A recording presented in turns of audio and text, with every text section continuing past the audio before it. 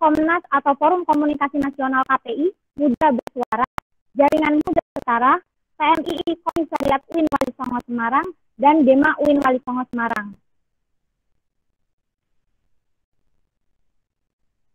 Kemudian pembicara kedua kita yaitu ada Ibu Eti Wulandari.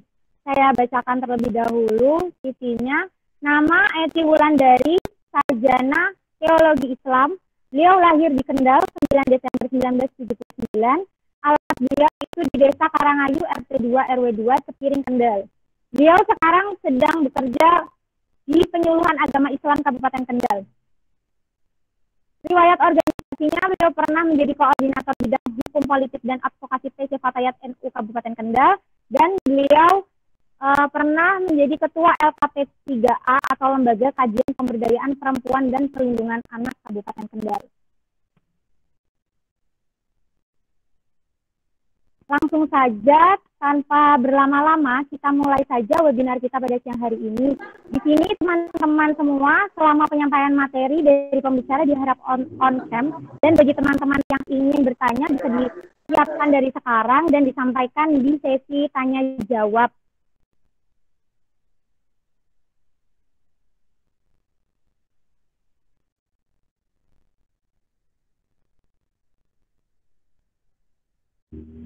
Oh iya, ternyata ini Kak Dewi Afifah masih terkendala sinyal. Jadi ditunggu sebentar ya. Oh, Ibu. Saya dulu nggak apa-apa, Mbak. Oh, Ibu Eti terlebih dahulu. Siap, udah selesai ya. Udah selesai. Oh iya, oke. Baiklah, langsung saja kepada Ibu Eti Wulandari selaku narasumber pertama kita. Waktu dan tempatnya kami persilakan selama 30 menit. Silakan Ibu. Ya, teman. Udah bisa dimulai, Mbak? Silakan Ibu, silakan. Assalamualaikum warahmatullahi wabarakatuh. Waalaikumsalam warahmatullahi wabarakatuh. Izin copot masker ya, Mbak ya. Alhamdulillah wa syukurulillah rahmatillah la haula wala quwata illa billah amma ba'du. Yang senantiasa kita hormati Ibu Tri Utami selaku DPR, yang kami banggakan juga Mbak Dewi Afifah ya, Mbak Dewi Afifah selaku nanti narasumber juga, yang kami banggakan segenap peserta KKN UIN Wali Songo. Puji syukur alhamdulillah pada kesempatan kali ini saya senang sekali diajak bergabung oleh teman-teman KKN terkait dengan webinar kali ini yang sangat menyenangkan sebenarnya karena apa? Tentang kesetaraan gender. Dari judulnya juga menggelikan setara atau sengsara ya. Ya itu memang menarik ketika dikemas dengan seperti itu sehingga ada keinginan dari calon peserta untuk mengikuti. Sebenarnya gender itu mengakibatkan sengsara atau bahagia, apalagi nanti dikaitkan dengan kehidupan keluarga. Karena pada tema kali ini saya Eti Wulandari selaku Ketua Lembaga Kajian Pemberdayaan Perempuan dan Perlindungan Anak di Fatayat NU Kabupaten Kendal, Mbak, ya, juga kami perannya bagaimana pemberdayaan perempuan dan melindungi anak, gitu ya. Terkait dengan kesetaraan gender yang diambil materi oleh teman-teman, saya menitik tekankan tentang kemitraan gender dalam rumah tangga. Dalam rumah tangga, di sini saya memakai kata kemitraan, bukan kesetaraan. Ya mungkin lebih cocok saja ketika dalam rumah tangga itu ketika kita menggunakan kata setara, itu kemungkinan dari beberapa pihak menganggap setara itu sama dengan sama, gitu. Padahal setara itu pun masih ada beberapa perbedaan. Setara tidak harus sama, gitu. Setara ya adil dan berimbang saja. Tapi di sini saya menggunakan kata dari kemitraan karena sebuah rumah tangga, keluarga itu partnership, yaitu kemitraan. Kemudian saya untuk pengertian gender sendiri, apa sih gender itu?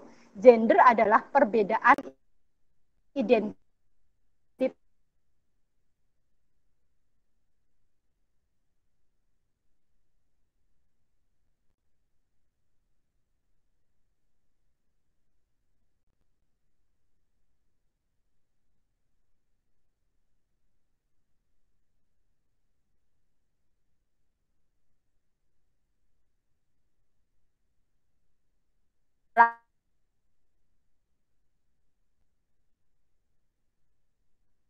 kelaminnya. Ketika itu bayi lahir ada penisnya, maka itu jenis kelaminnya laki-laki. Kemudian bayi itu lahir ada vaginanya, kemudian yang lahir itu anak itu disebutkan dengan jenis kelamin perempuan. Itu secara seksual, artinya anatomi tubuhnya. Kemudian dari anatomi tubuh itu sebenarnya akan berimbas pada kodrat-kodrat sebagai laki-laki dan perempuan. Ketika dia ada penisnya, secara kodratnya adalah nanti akan bisa menumbuhkan namanya sperma. Sedangkan untuk perempuan, itu karena alat reproduksi vagina, kemudian ada indung telur, kemudian ada sel telur, maka akan mengakibatkan kemungkinan potensi untuk hamil. Potensi untuk hamil, ada lagi potensi untuk bisa melahirkan. Potensi untuk setelah melahirkan adalah menyusui. Itu yang dinamakan kodrat sebagai laki-laki dan perempuan. Gitu ya. Kemudian untuk gender sendiri adalah atribut yang diterapkan ke masyarakat dalam kondisi yang sudah merupakan suatu yang lumrah. Ketika anak itu lahir seorang bayi laki-laki punya penis, maka langsung dari orang tua memberikan perangkat-perangkat atribut-atribut yang berwarna biru. Ketika lahirnya perempuan, atribut-atribut yang diterapkan adalah pink. Sebenarnya kan tidak masalah juga ketika laki-laki dikasih baju berwarna pink, kan tidak salah juga sebenarnya. Nah, itulah gender. Gender adalah suatu perbedaan antara laki-laki dan perempuan yang diterapkan dalam suatu masyarakat yang nanti akan berpengaruh terhadap perbedaan peran, perbedaan sikap yang dikenakan, perilaku yang tumbuh. Contoh seorang perempuan, anak perempuan kok panjatan pohon. Enggak boleh itu anak perempuan panjat pohon. Sebenarnya enggak masalah ketika dia mampu untuk memanjat pohon gitu. Kemudian di masyarakat ketika anak perempuan disuruh belanja, sebenarnya seorang ibu ketika membutuhkan belanja, ada dua anak, laki-laki dan perempuan, tidak harus si perempuan itu suruh belanja, bisa juga menyuruh anak laki-lakinya, karena hal itu bisa dilakukan oleh laki-laki dan perempuan. Itulah gender. Gender itu berarti dalam kata kasarnya adalah identitas yang menentukan seorang itu dipersepsikan sehingga akan menentukan dia bertindak, menentukan dia bersikap dalam suatu masyarakat. Kemudian apa sih yang bisa biasanya mengakibatkan identitas itu timbul? Nah, identitas timbul itu ada kaitannya dengan waktu, ada kaitannya dengan tempat, ada kaitannya dengan budaya. Nah, contoh, waktu sekarang ini seorang perempuan atau ibu rumah tangga bekerja itu sudah merupakan suatu yang lumrah, iya kan? Lumrah. Seorang perempuan ikut satu base bekerja di pabrik kemudian pulang jam 12 malam karena shift, itu sudah lumrah di masyarakat. Tapi mungkin 50 tahun yang lalu hal itu sesuatu yang tabu. Nah, perbedaan itu. Kemudian tempat juga. Tempat itu pun nanti juga berpengaruh pada identitas gender. Ketika seorang suami, seorang bapak masak di rumah, itu kayak kesannya, loh suami kok masak? Masak kan tugas seorang ibu, tugas seorang istri.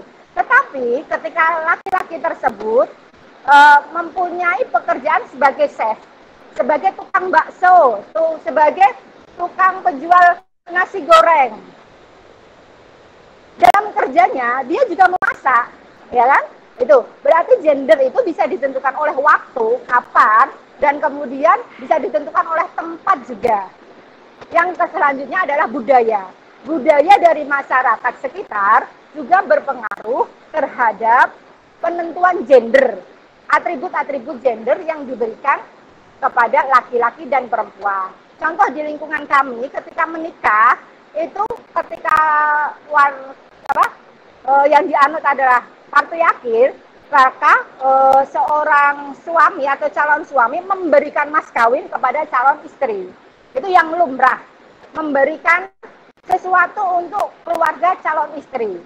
Maka bahkan di Sulawesi Selatan, Mbak, ketika panjenengan mungkin mahasiswi ini dapat laki-laki dari Sulawesi Selatan, tetangga saya kan pernah di Sulawesi Selatan, itu ada namanya panai. Panai itu pemberian dari calon pada calon istri. Ketika pendidikannya SLTA, maka panainya ukurannya biasanya 50 juta. Ketika pendidikannya S1, sang suami panainya sampai 75 juta. Apalagi jadi PNS, S2, mungkin sih ke 100 juta panainya. Itu di budaya Sulawesi Selatan. Dan itu tidak bisa diterapkan di daerah lain. Beda lagi dengan daerah Sumatera Barat. Sumatera Barat menggunakan sistem rumah tangga yang matriarkis. Artinya matrilineal.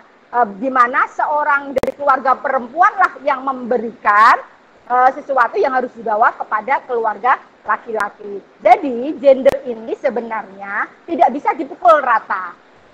Gender ada kaitannya dengan waktu, tempat, dan budaya. Ini ada beberapa gambar yang mungkin saat ini kita sudah lumrah, bahwa ada polisi laki-laki, ada reporter perempuan, ada chef laki-laki, ada pengantin dan sebagainya. Di masyarakat seperti ini, masing-masing daerah mungkin ada yang menganggap biasa, ada yang menganggap sesuatu itu tidak lumrah. Itulah gender. Kemudian pertanyaannya, bagaimana kita menerapkan gender dalam keluarga? Ketika kita bicara tentang gender yang dimaksud di sini, peran atribut yang diberikan kepada seorang laki-laki dan perempuan akibat budaya dan masyarakat sekitar. Dalam berumah tangga ini ada jenis rumah tangga yang menggunakan konsep tradisional. Contohnya adalah peran dan tugas suami. Karena seorang suami adalah laki-laki yang mempunyai kecenderungan maskulin. Karena di diri dia mengandung hormon testosteron. Hormon testosteron ini mengakibatkan fisiknya dari laki-laki itu lebih kuat. Kemudian lebih ekstrovert, terbuka. Kemudian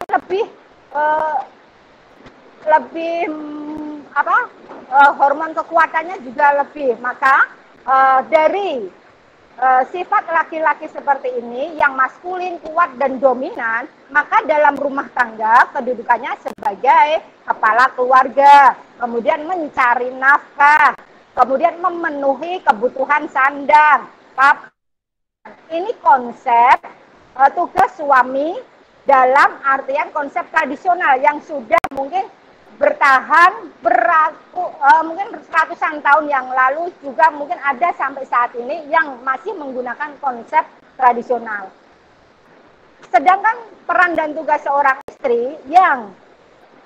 istri ini secara hormonal biologisnya terdiri dari hormon progesteron.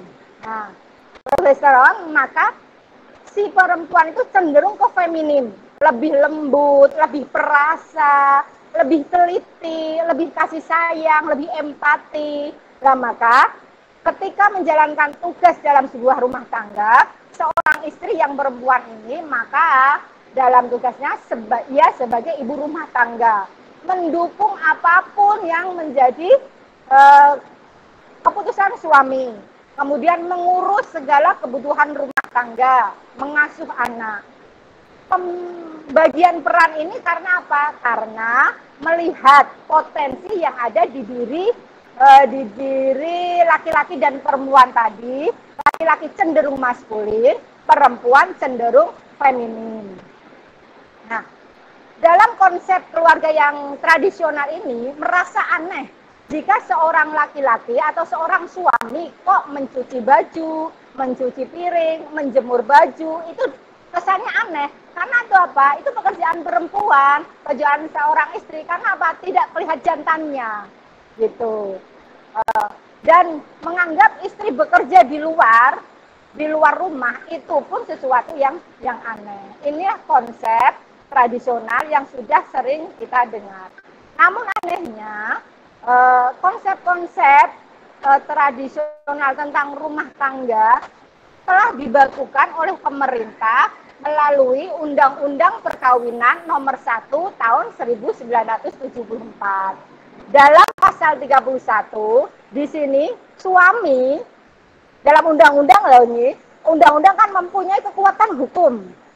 Pemerintah membuat pembakuan peran gender dalam undang-undang. Di Undang-Undang Nomor 1 Tahun 74 ini, pasal 31 ayat 1 berbunyi, suami adalah kepala keluarga dan istri adalah ibu rumah tangga. Kemudian yang kedua, pasal 32, suami istri harus mempunyai tempat kediaman yang ditetapkan. Harus mempunyai tempat. Sedangkan tempat tadi adalah yang mencukupi siapa suami. Kebutuhan sandang, papan, pangan, siapa suami. Berarti secara tidak langsung, yang mempunyai hak memenuhi kebutuhan rumah, yang menyediakan rumah menurut undang-undangnya adalah sang suami. Kemudian pasal 33, suami istri wajib saling cinta mencintai, hormat menghormati, setia dan memberikan bantuan lahir batin kepada satu dengan yang lainnya. Berarti posisinya sama. Seorang suami ketika pada dasarnya mereka senang sekali dihormati, demikian juga suami harus menghormati istri. Seorang istri sangat senang diperhatikan, dipuji, demikian juga seorang istri harus bisa memuji, memperhatikan seorang suami gitu. Kemudian pasal 34, suami wajib melindungi istri dan memberikan segala keperluan keluarga dalam berumah tangga sesuai kemampuan. Jadi pertanyaannya di sini, siapa yang mencukupi kebutuhan keluarga, kebutuhan istri, kebutuhan anak? Jawabannya adalah suami. Suami diberi beban untuk mencukupi kebutuhan keluarga. Ada catatan sesuai dengan kemampuannya. Ya. Kemudian dalam pasal 34 juga, istri wajib mengatur urusan rumah tangga sebaik-baiknya. Rumah tangga urusannya apa? Banyak sekali. Membesarkan anak, maka ketika membesarkan anak, kemudian membersih pakaian dan sebagainya, tidak PKB kepada istri. Karena apa? Itu termasuk urusan rumah tangga. Sedangkan suami untuk kebutuhan rumah tangga. Gitu ya. Yang mengatur nanti uang dari suami sekian harus sampai dalam waktu 1 bulan untuk membayar inilah itulah. Siapa tanggung jawabnya? Tanggung jawab istri. Kemudian jika suami istri melalaikan tugas kewajibannya, masing-masing dapat mengajukan gugatan cerai ke pengadilan. Jadi ketika merasa tidak diterima dengan apa yang menjadi kewajiban suami tidak melaksanakan kewajibannya, istri bisa suami bisa menggugat talak. Kemudian ketika istri tidak bisa melayani suami, tidak bisa mengurusi rumah tangga, maka suami bisa itu. Dan mudahnya perceraian bisa terjadi jika masing-masing pribadi merasa pasangannya tidak bisa mencukupi kebutuhannya, tidak bisa melaksanakan tanggung jawabnya. Nah, akibat pembakuan gender ini, apa yang terjadi? Karena apa? Dalam kehidupan yang bisa, kebutuhan mencari nafkah untuk keluarga hanya dibebankan kepada suami. Tidak bisa. Karena apa? Kebutuhan rumah tangga tidak makin maju, kebutuhannya semakin banyak. Kemungkinan untuk bertahan hidup dengan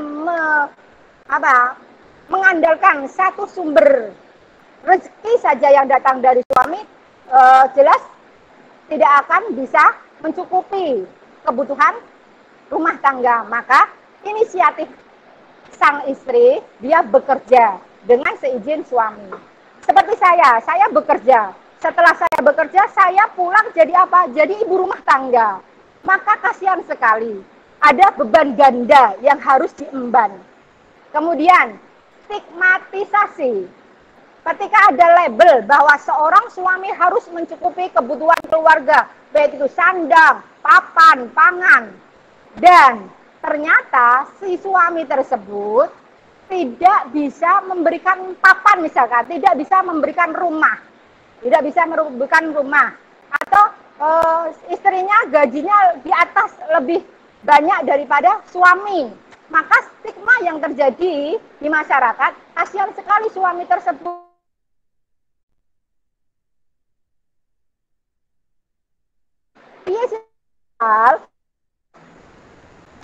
Ketika dia dari karyawan pabrik misalkan, suami pabrik itu bisa membayarnya UMR satu bulannya 2.300.000. Padahal 2.300.000 dipakai hidup saat ini untuk kebutuhan rumah tangga jelas kurang. Maka ada perempuan yang bekerja. Kemudian ada stigma lah. 2.300.000 wong lanang ora iso nukokke omah. Akhirnya mertuanya misalkan memberikan rumah. Ada stigma negatif yang disandangkan kepada suami yang seperti itu, laki-laki yang tidak bisa mencukupi ketika pembakuan gender sebagaimana undang-undang tadi. Kemudian ada labelisasi perempuan itu sebagai yang mengurus rumah tangga. Ketika laki-laki itu membantu dalam mengurus rumah tangga, misalkan mencuci pakaian, menjemur, misalkan cuci sekarang pakai mesin cuci. Istrinya bekerja pagi, sama-sama bekerja, saling membantu. Kemudian laki-laki tersebut membantu menjemur pakaian. Kemudian ada orang yang melihat, masa laki-laki kok menjemur? Ini kan dilabelkan sebagai apa? Itu tugas perempuan. Ada labelisasi seperti itu. Kemudian ada terjadi marginalisasi ini secara tidak sengaja ketika pembakuan gender itu diterapkan bahwa ada pembatasan, peminggiran dalam artian perannya. Perempuan itu udah di rumah aja, nggak usah ikut partai, nggak usah ikut politik dan sebagainya. Artinya termarginalkan itu.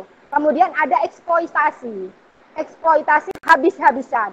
Ketika seorang suami dituntut untuk memenuhi kebutuhan rumah tangga, padahal dia kerja di pabrik misalkan 2.300.000, penghidupan rumah tangganya tidak cukup 1 bulan itu. Kemudian setelah kerja dari pabrik dia ikut Grab, ikut Gojek untuk mendapatkan tambahan, misalkan seperti itu. Terus belum lagi ide-ide, kasihan sekali seorang suami yang untuk mencukupi kebutuhan rumah tangga dia harus mengeluarkan tenaga habis-habisan.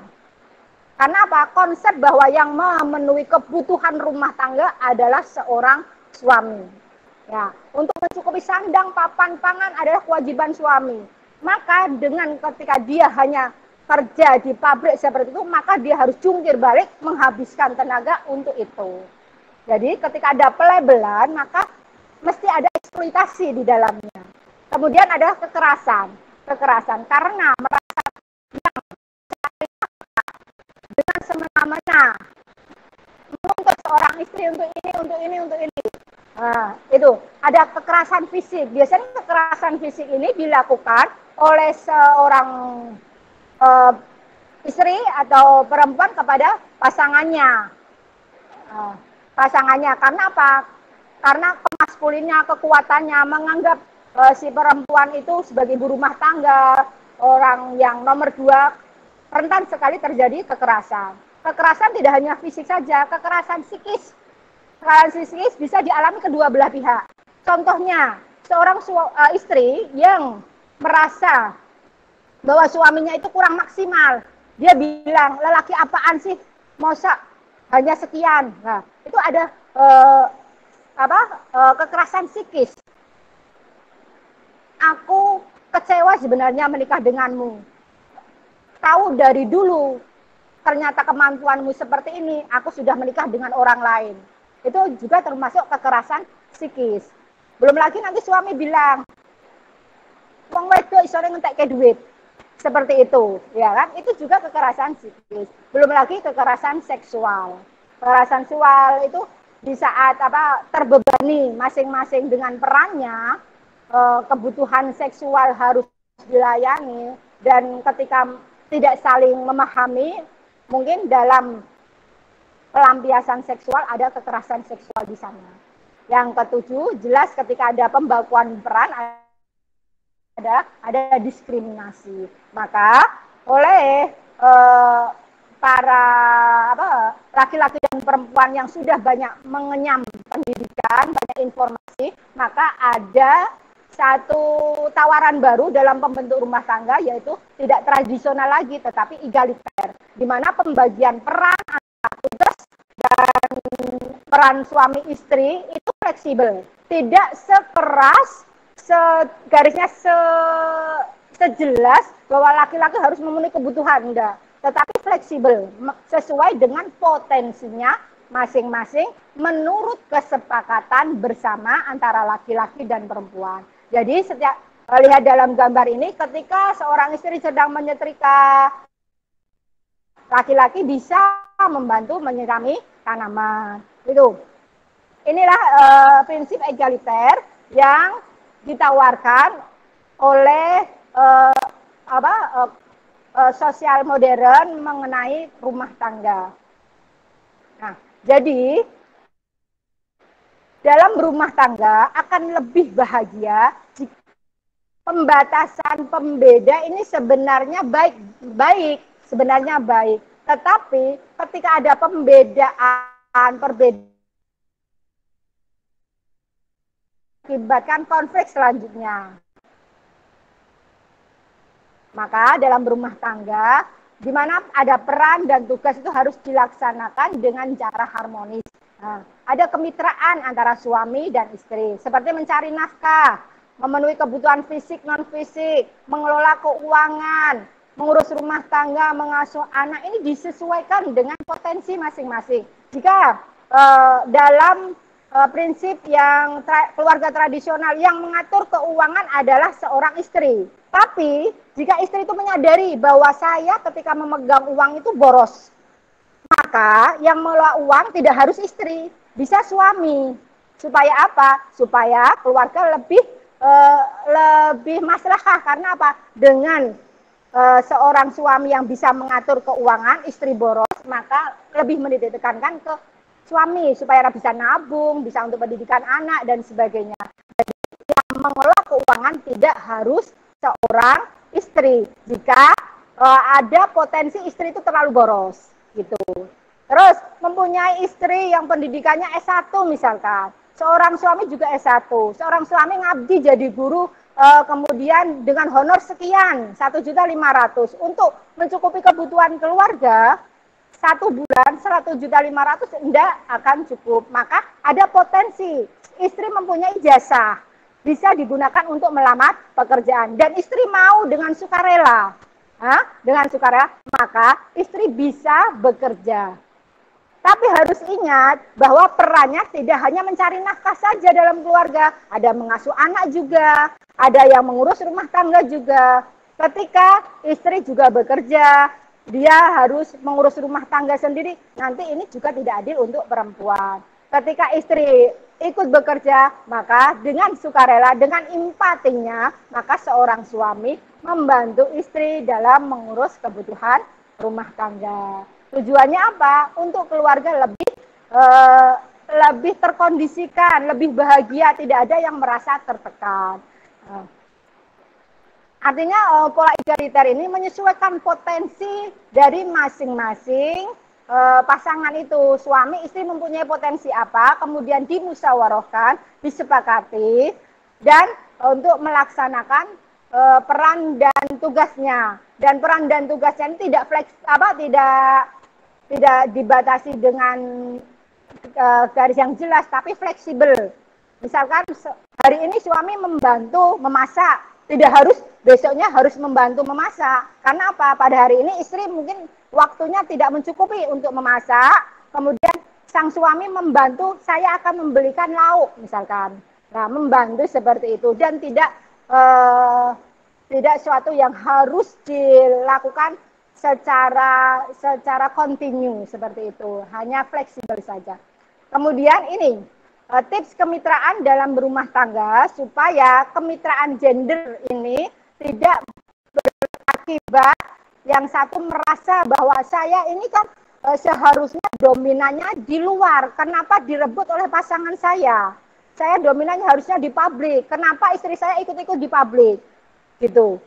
Supaya tidak timbul seperti itu, maka tipsnya yang pertama, sadari bahwa pernikahan ini adalah sebuah partnership. Adanya partner. Seperti jarum dan benang. Jarum dan benang ketika dalam konteks menjahit, ini adalah partner. Jarum dan benang adalah partner. Sama enggak kemampuannya? Enggak sama. Tapi sesuai dengan fungsinya masing-masing. Gitu. Kemudian kalian mengenal sepasang kaki. Sepasang kaki itu hampir sama, tetapi kalau diamati tidak sama. Demikian juga laki-laki perempuan itu sama. Nah, tapi ada yang tidak samanya juga. Ada yang dimiliki laki-laki, ada yang dimiliki perempuan, tidak dimiliki laki-laki, ada yang dimiliki laki-laki, tidak dimiliki perempuan. Seperti kaki kita, ketika kita amati, oh ternyata yang satu jempolnya di kiri, yang satu jempolnya di kanan. Tetapi untuk berjalan ke sana, mereka berjalannya bergantian. Untuk apa? Mencapai harus menyadari bahwa perkawinan ini saya dengan pasangan saya selamanya adalah sebagai partner. Maka butuh keseimbangan yang bertujuan untuk kesejahteraan keluarga, bukan egoisnya. Bukan egoisnya. Artinya ketika lelaki membantu atau mencuci piring, itu bukan merendahkan dirinya, enggak. Karena apa? Karena mungkin istrinya jam sekian harus memandikan anak, harus mengantarkan anak ke pengasuhnya, kemudian dia harus bekerja dengan jam yang sama, jam 7. Seorang laki-laki bekerja di kantor, seorang perempuan bekerja di sekolah misalkan, maka untuk mencapai tujuan supaya bisa ke kantor, perempuan bisa ke sekolah, maka bisa dilaksanakan secara berpartneran. Kemudian membuat rencana pembagian kerja, artinya ada tanggung jawab pribadi, tapi berdasarkan potensi dan keadaan masing-masing. Karena bisa jadi di awal perkawinan lelaki itu kuat, kemudian ada kecelakaan yang terjadi mengakibatkan si laki-laki itu cedera. Maka perempuanlah yang lebih banyak mencari rezeki, mencari nafkah di luar. Karena apa? Laki-lakinya cedera. Itu ada nantinya rencana pembagian peran dan tugas melihat potensi dan keadaan masing-masing. Kemudian bermusyawarah. Segala sesuatu dimusyawarahkan dengan pasangannya. Pasangan kalian nanti ketika menjadi suami istri itulah pasangan seumur hidup. Jika ada ganjalan di hati, apa yang akan ada di pikiran kalian, silahkan ungkapkan, musyawarahkan, harapan-harapan apa, keinginan-keinginan apa yang kalian ada di otak, di pikiran, ungkapkan dengan pasangan kalian. Nah, kemudian pisahkan gender pekerjaan. Ini pekerjaan laki-laki, pekerjaan perempuan, kalau sudah dalam rumah tangga, pisahkan itu. Tidak usah dikait-kaitkan dengan laki-laki dan perempuan. Tetapi bukan gender laki-laki perempuan, tapi memang berdasarkan minat dan keterampilan masing-masing. Nah, dan saya juga tidak menyalahkan jika ada seorang istri yang memilih, aku lebih suka mengatur rumah tangga, memasak, mencuci pakaian, menyapu, mengurus anak. Ada perempuan yang memilihnya ke sana, tidak menginginkan dia bekerja. Ada seorang laki-laki yang menginginkan biarkan istri saya di rumah, saya bekerja. Selama tidak menimbulkan ketidakadilan dari pasangannya, itu boleh-boleh saja. Kemudian, jangan lupa ketika pasangan kita mengerjakan suatu tugas, jangan dikomentari negatif. Loh kok kene mas, ngelempitin salah atau bagaimana. Suami membantu memasukkan pakaian yang sudah disetrika di lemari. Seorang istri merasa ini kurang rapi. Ya. Jangan menilai pekerjaan pasangan kita harus perfeksionis. Nah itu. Kemudian yang Katakan apresiasi kepada pasangan, mengucapkan terima kasih, mengucapkan sayang, itu silahkan perbanyak apresiasi terhadap pasangan. Ketika dikasih uang, terima kasih. Ketika pasangan kita membantu, ucapkan terima kasih. Itu merupakan salah satu bentuk bahwa dihargainya pasangan kita. Kemudian fleksibel dan terbuka terhadap pasangan masing-masing. Itu teman-teman KKN yang dapat saya sampaikan. Artinya ketika nanti kalian berumah tangga, kalian sebagai manusia generasi sekarang, kalau bisa cara berpikir berumah tangga tidak seperti orang-orang yang benar. Karena apa? Ketika kemitraan gender diterapkan dalam rumah tangga, yang saya rasakan sendiri bisa lebih bahagia. Karena saya sendiri juga di kantor ini banyak sekali menangani orang-orang yang mau bercerai. Karena apa? Merasa bahwa suami saya tidak mencukupi kebutuhan ini. Kemudian merasa istri saya ini tidak bisa mengurus anak, istri saya tidak bisa baik terhadap mertuanya. Itu hanya tuntutan-tuntutan pasangan untuk melaksanakan kewajiban. Nah, harus menuntut ini Bu, suami saya tidak bisa mencukupi kebutuhan saya. Saya selaku pegawai negeri, semua kebutuhan rumah tangga saya yang menangani. Karena suami saya memang pekerjaannya males, tidak pernah berusaha maksimal untuk mencukupi kebutuhan rumah tangga.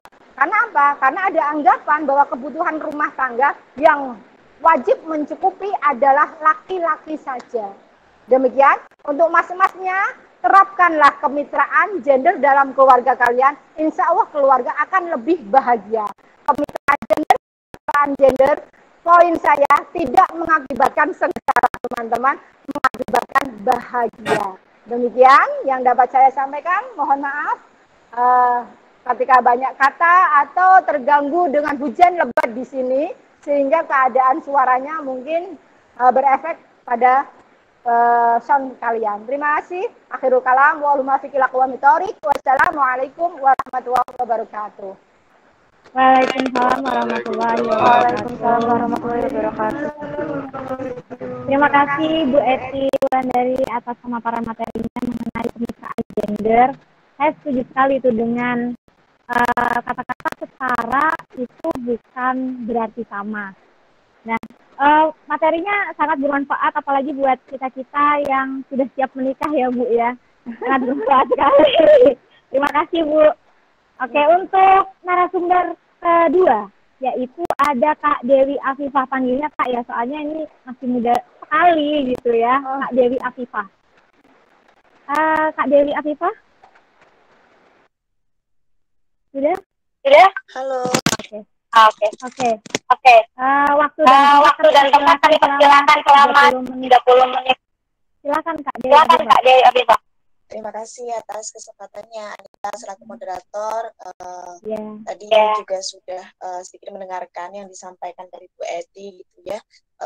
Salah satu narasumber juga pada siang hari ini. Nah, aku tadi sudah kirim PPT.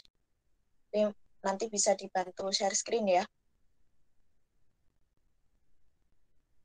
Nah, selamat siang teman-teman semuanya. Harusnya ini materinya itu disampaikan di awal gitu, disampaikan di awal sebelum ibunya tadi menyampaikan, karena memang pembahasan dari ibunya tadi itu tak lihat adalah lanjutan ketika teman-teman semuanya sudah memahami konteks antara perbedaan tentang gender dan seks. Sebetulnya ini sangat mendasar sekali teman-teman, karena memang konteks ini kan konteks gender itu bukan lagi hal yang perlu tidak kalau kita diskusi itu nggak perlu diam-diam seperti 5 tahun atau 7 tahun yang lalu. Kalau kita paham tentang gender itu bukan berarti misalnya laki-laki itu dianggap sebagai laki-laki yang letoy atau laki-laki banci gitu ya. Atau misalnya kalau kita sebagai perempuan belajar dan paham tentang gender itu terus diartikan sebagai ini pejuang perempuan. Enggak, karena memang pengetahuan tentang gender itu merupakan salah satu kewajiban yang harus diketahui oleh teman-teman semuanya hari ini.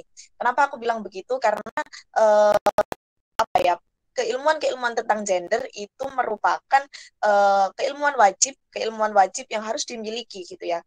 Keilmuan wajib yang harus dimiliki oleh semua baik kalian dari laki-laki ataupun perempuan. Karena dalam konteks perjuangan kesetaraan gender antara laki-laki dan perempuan memang tidak bisa berjuang sendirian. Misalnya yang laki-laki hanya laki-laki saja atau yang perempuan hanya perempuan saja misalnya. Nah, selanjutnya adalah bisa di slide selanjutnya.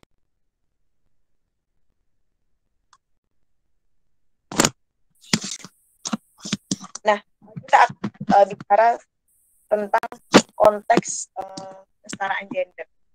Konteks kesetaraan gender ini ada perbedaan antara seks dan gender itu sendiri.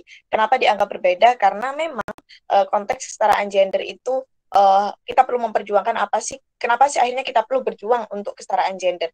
Yang pertama adalah kita harus tahu dulu perbedaannya antara seks dan gender. Nah, teman-teman ini mungkin seringkali ketika misalnya menemukan Google Form atau misalnya link pendaftaran apapun itu dalam nama misalnya tempat tanggal lahir itu setelahnya ada gender terus titik dua pilihannya itu antara laki-laki dan perempuan. Padahal sebetulnya pengertian dari gender itu bukan jenis kelamin itu. Tapi kalau misalnya kita bilang antara laki-laki dan perempuan itu bisa disebut dengan seks. Seks itu istilah lain dari jenis kelamin. Tapi beda halnya pengertiannya dari gender gitu. Mungkin bisa di slide selanjutnya.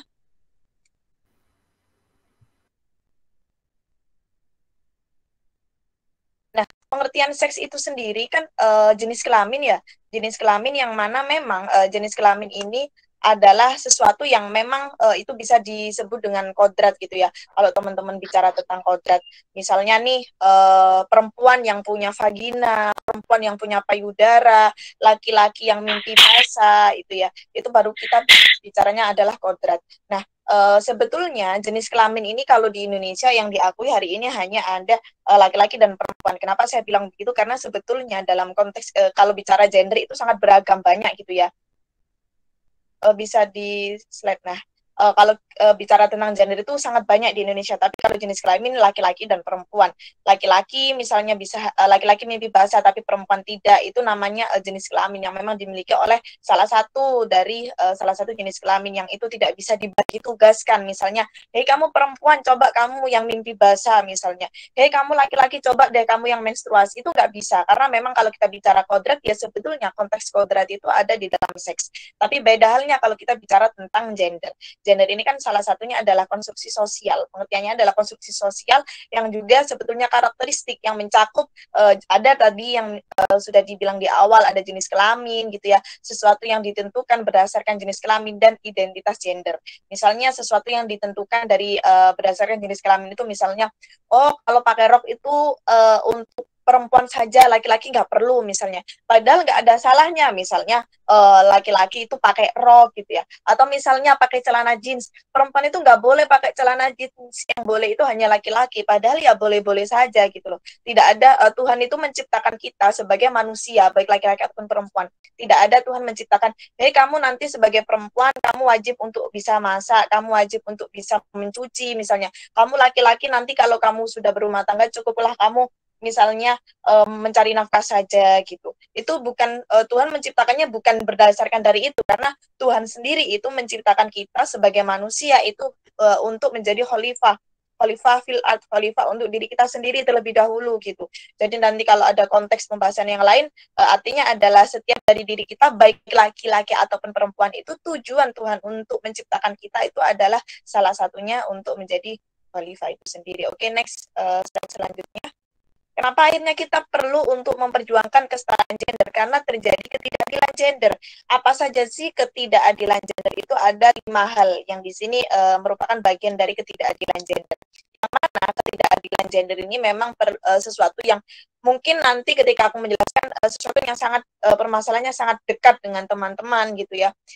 Teman-teman mungkin sangat gitu ya, entah terlepas itu dari teman-teman adalah korbannya, entah terlepas dari teman-teman adalah pelaku, itu bukan kesalahan ketika teman-teman belum mempelajari tentang kesetaraan gender.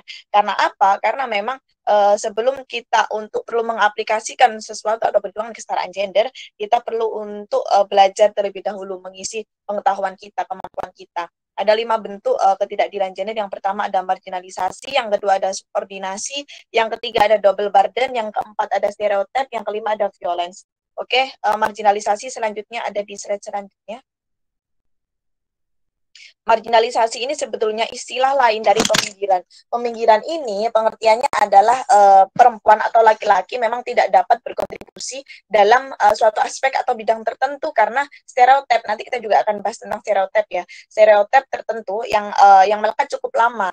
Kenapa akhirnya aku bilang ini konstruksi sosial? Karena memang gender itu sebuah hal atau kepercayaan atau nilai yang diturunkan gitu ya. Kita tidak bisa misalnya tiba-tiba bicara di lingkungan kita yang sangat pedesaan, misalnya orangnya yang mungkin masih, mohon maaf, sangat kolot-kolot, terus tiba-tiba bicara kesetaraan gender itu adalah ABC misalnya. Kita tuh harus memperjuangkan kesetaraan gender itu tidak bisa gitu ya, tidak bisa disampaikan. Kita perlu bahwa ada bentuk perjuangan yang perlu dilawan dalam konteks perjuangan kesetaraan gender.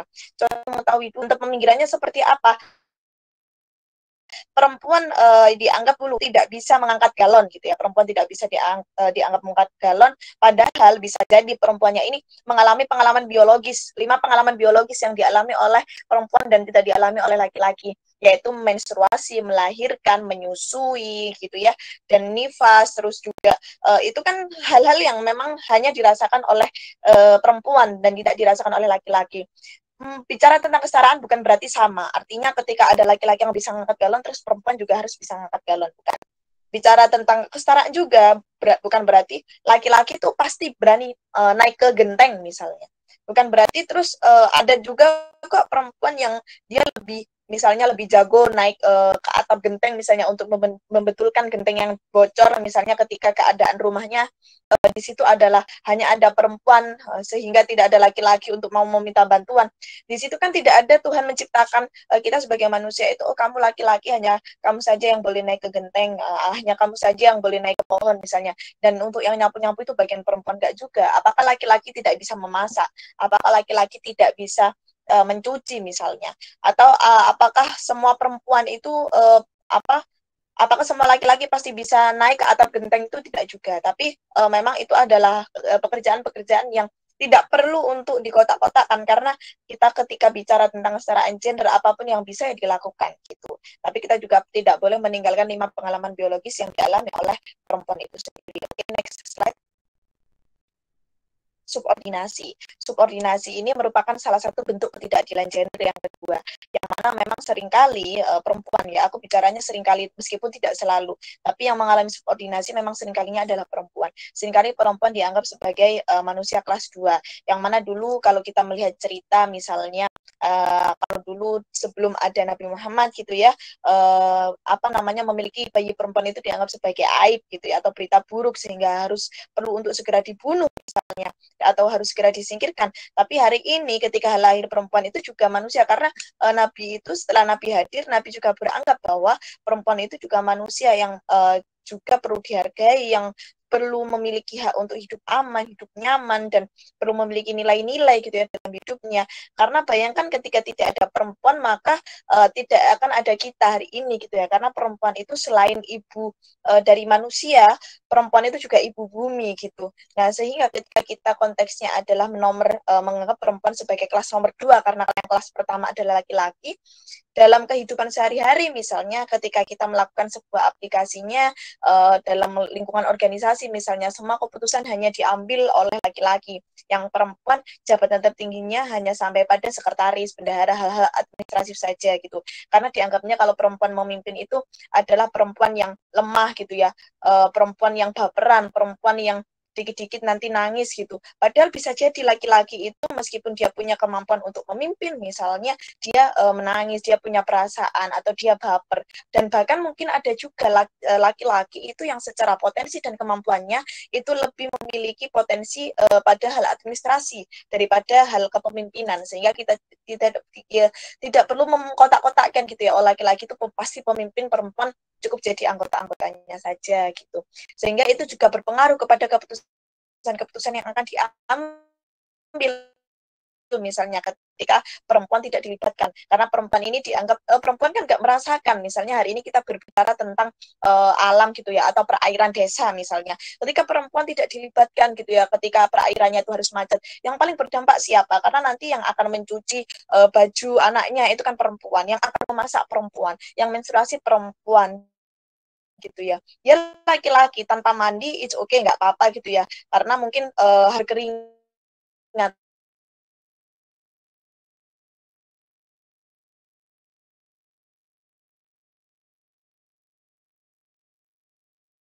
Tapi itu kan dua kan. Selanjutnya double burden, beban ganda ini sering next kalinya juga itu dirasakan oleh ibu-ibu rumah tangga. Jangan salah, ibu rumah tangga itu juga merupakan selain pekerja. Bayangkan ketika ibu rumah tangga ini ada orang yang menyepelekan pekerjaan ibu rumah tangga yang katanya itu hanya cuma mencuci, merawat anak, ngepel gitu ya, menyetrika, dianggap hanya gitu ya. Dianggap hanya kan kamu cuma ibu rumah tangga, rendah lah gitu. Padahal ketika itu diuangkan bisa jadi itu sama rata dengan orang yang bekerja atau mungkin lebih banyak bahkan. Karena kalau orang bekerja itu ada jamnya, tapi kalau ibu rumah tangga itu 24 jam itu bekerja gitu ya. Misalnya ketika keluarganya ini tidak memiliki perspektif kesetaraan, pokoknya suaminya ini hanya menuntut si perempuan yang untuk yang nyapu, harus memasak, harus mencuci, dan harus merawat anak. Padahal kan itu semua pekerjaan yang sebetulnya bisa dibagi tugaskan. Sehingga ketika ada double burden ini, misalnya suami istri sama-sama bekerjanya, sama-sama pulang jam 4 sorenya, tapi ketika sampai rumah harus istri yang masih nyapu, ngurusin rumah, memandikan anak, dan suaminya hanya cuman duduk-duduk aja misalnya. Itu kan sesuatu yang sebetulnya perlu diluruskan atau perlu pemikiran yang perlu dikonstruksi ulang, karena memang ada ketidaktepatan yang sebetulnya itu juga perlu ada pengharusan atau penghususan sehingga ketika ada ibu rumah tangga yang selain dia itu bekerja di dalam pekerjaan-pekerjaan domestik, dia juga harus bekerja di pekerjaan-pekerjaan domestik yang sebetulnya itu bukan hal yang mudah juga. Mbak, ya harusnya berarti seorang perempuan jadi ibu rumah tangga saja. Jangan salah, kita perlu melihat konteksnya adalah bisa jadi bahwa keluarganya memang ketika hanya mengandalkan uang dari suami, mungkin dalam kebutuhan rumah tangganya itu dianggap tidak cukup. Atau memang si perempuannya ini punya ingin nilai karir sendiri gitu ya, ingin mengembangkan potensinya sehingga perlu untuk berkarir dan memasuki jenjang-jenjang yang lebih tinggi misalnya, itu kan nggak masalah, sehingga kita tidak perlu membatasi diri kita hanya untuk gitu ya, hanya untuk menjadi seseorang yang A atau yang B sesuai dengan apa yang dipikirkan oleh masyarakat, karena kita punya hak hidup nyaman yang artinya kita bisa kok menentukan kita mau apa dan mau ngapain gitu. Oke, next slide.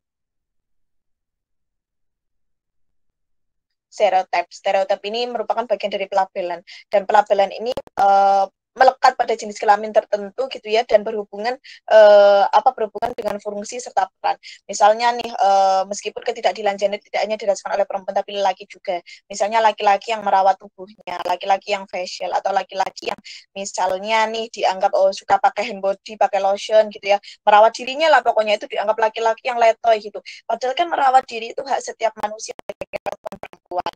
Misalnya perempuan yang pulang malam itu dianggap sebagai perempuan yang nakal atau perempuan yang tidak baik. Padahal bisa jadi perempuan-perempuan yang pulang malam ini itu dia setelah pulang rapat, pulang kegiatan atau pulang kerja gitu ya. Sehingga justifikasi itu merupakan justifikasi yang perlu diluruskan kembali. Nah, ketika ada pelabelan semacam ini, mungkin teman-teman juga merasakan perbedaan ketika orang tua kita merawat kita, mungkin sebagai atau kita anak laki-laki atau kita anak perempuan. Mungkin perbedaan antara kakak laki-laki atau kakak perempuan itu berbeda. Misalnya ketika kita sebagai perempuan pulang jam 8 itu jam 8 malam belum pulang sudah diteleponi, sudah disuruh cepet-cepet gitu ya. Tapi beda halnya ketika itu terjadi kepada kakak laki-laki, sampai jam 1 pun atau nggak pulang pun nggak masalah gitu. Karena kalau laki-laki itu katanya ya wis lah, emang seperti itu laki-laki. Padahal ya kalau kita memberikan pelabelan itu misalnya kepada perempuan, hanya perempuan saja, padahal kita tidak melihat konteksnya, maka itu akan menjadi sebuah kekeliruan dalam konstruksi berpikir gitu ya, dan itu perlu dibenarkan juga. Nah, kita juga tidak bisa menyalahkan kenapa orang tua kita misalnya mengaplikasikan itu kepada diri kita atau kakak-kakak kita, karena bisa jadi orang tua kita itu memang juga mendapatkan nilai-nilai atau pelajaran itu dari nenek moyang kita semua gitu ya, dan itu karena akhirnya itu menjadi bagian dari konstruksi sosial itu tadi. Orang tua kita mendapatkan pelajaran itu gitu ya, dan mereka melakukannya kepada diri kita gitu. Oke, next slide. Violence atau kekerasan, dan kekerasan ini sangat beragam bentuknya ya. Terjadi karena pasti ada unsur tertentunya bukan misalnya nggak ada unsur apa-apa tiba-tiba orang melakukan kekerasan misalnya, nggak ada alasan apa-apa tiba-tiba orang berani untuk berbuat kekerasan. Contohnya ini sangat beragam ya kalau kekerasan gitu ya. Misalnya saja kekerasan fisik ini bisa jadi ada juga kekerasan dalam rumah tangga gitu ya, kekerasan dalam pacaran atau kekerasan seksual misalnya. Nah, ini kan kekerasan itu bentuknya sangat beragam. Kalau misalnya teman-teman kemarin sempat membaca gitu ya tentang apa RUU PKS, draft RUU PKS yang hari ini menjadi Permen PPKS gitu ya. Itu kan sebetulnya di situ dijelaskan bahwa kekerasan seksual itu terdiri dari berbagai macam dan salah satunya di dalamnya ada pelecehan seksual gitu ya. Dan kalau kita bicara tentang kekerasan itu kita perlu melihat bahwa ada relasi kuasa yang mana seorang pelaku kekerasan melakukan konteks kekerasan itu karena merasa bahwa ketika dia melakukan kekerasan, korbannya nanti akan bisa dikendalikan atau bisa dikontrol, bisa ditakuti atau bisa diancam. Apa sih Mbak unsur dari pelaku melakukan itu? Karena dia puas ketika dia sudah melakukan kekerasan itu, karena dia merasa senang ketika dia melakukan kekerasan itu. Nah, kalau kekerasan rumah tangga itu unsurnya sangat banyak sekali dan beragam gitu ya. Misalnya karena ketidakcukupan ekonomi atau misalnya ketidaksiapan untuk memiliki anak, harus menyekolahkan dan lain sebagainya gitu ya. Atau mungkin kekerasan dalam pacaran yang itu misalnya pasti berhubungan dengan toxic relationship. Yang sebelumnya toxic relationship ini tidak hanya dalam konteks pacaran saja, tapi bisa jadi antar teman, antar sahabat gitu ya, antar orang-orang terdekat itu bisa jadi gitu ya. Nah, saya tidak memungkiri ketika teman-teman hari ini sebagai mahasiswa gitu misalnya punya pacar gitu ya, bukan berarti saya melarang, tetapi mawas dirinya adalah dengan teman-teman, membekali diri teman-teman gitu ya dengan konteks pemahaman tentang kesetaraan ini sehingga minimal ketika teman-teman sudah mawas diri teman-teman untuk tidak sampai menjadi pelaku, apalagi jangan sampai menjadi korban. Dan potensi-potensi untuk menjadi korban ini seringkali berangkatnya adalah dari toxic relationship atau relasi yang tidak sehat tapi dipaksakan gitu ya, misalnya dengan hanya berlandaskan cinta gitu ya, terus punya power salah satunya untuk mengatur, mengontrol, misalnya melarang-larang dan lain sebagainya. Karena usia-usia di teman-teman dan juga usia-usia di teman-teman mahasiswa itu kan usia-usia yang sebetulnya masih sangat produktif, yang sebetulnya kehidupannya itu tidak hanya harus diproyeksikan kepada urusan pacaran, tetapi bagaimana teman-teman semua itu bisa memproyeksikan, oh ternyata aku punya potensi dan skill ini, oke silakan dikembangkan. Ketika teman-teman misalnya punya masalah sama pacarnya, mau berkegiatan itu pasti males, mau ngapa-ngapain males, ketika dilarang ini itu mau pulang malam karena rapat misalnya udah males lagi, nanti dilarang pacarnya, lebih baik jadi orang yang misalnya pendiam saja.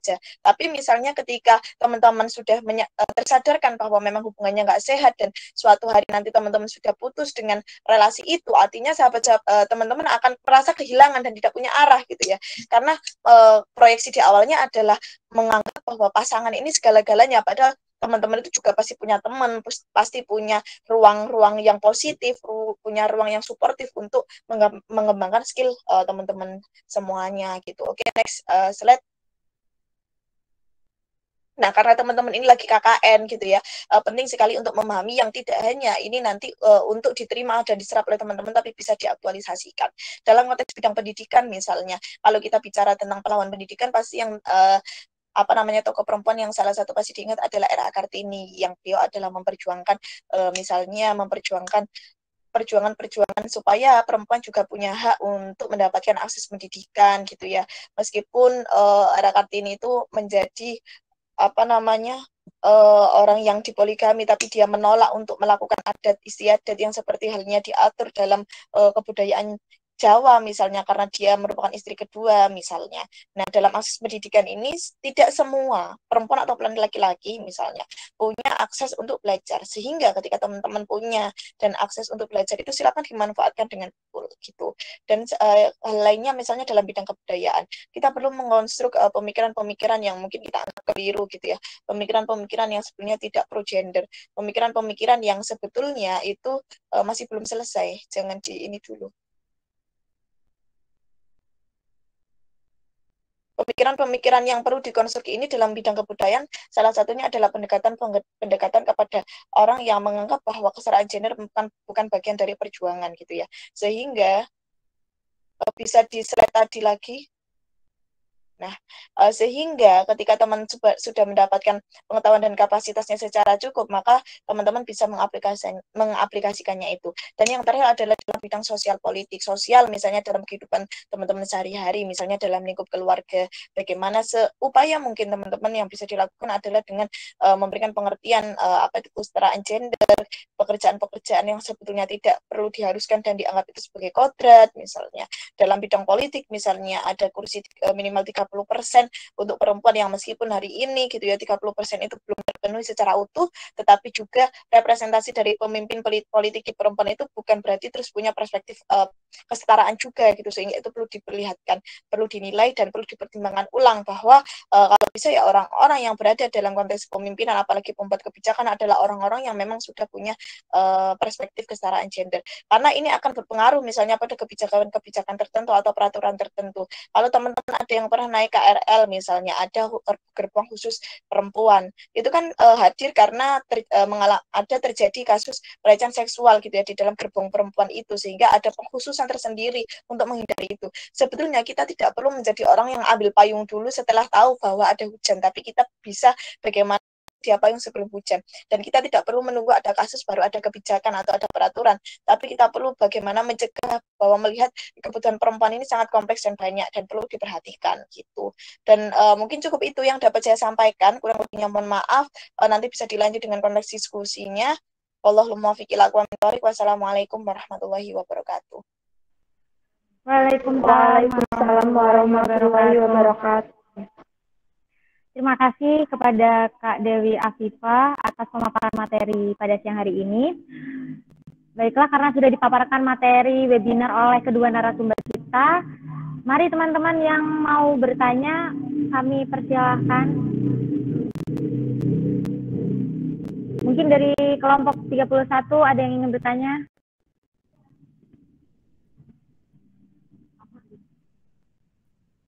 Atau teman-teman dari kelompok 24? Iya, Kak. Oke. Saya, Kak. Silakan, Kak Ana.